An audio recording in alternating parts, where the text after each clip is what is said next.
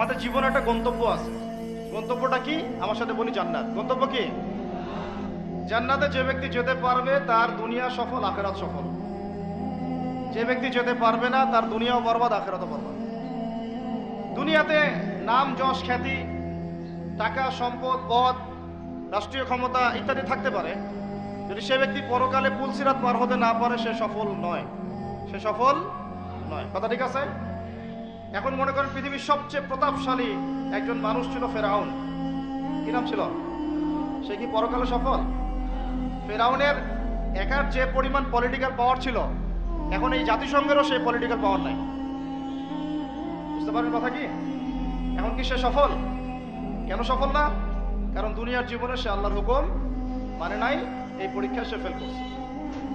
একই বিষয়, এখানে অনেকের অনেক বড় বড় সম্পত্তি থাকতে পারে, ক্ষমতা থাকতে পারে, যদি ঈমান, আমল এবং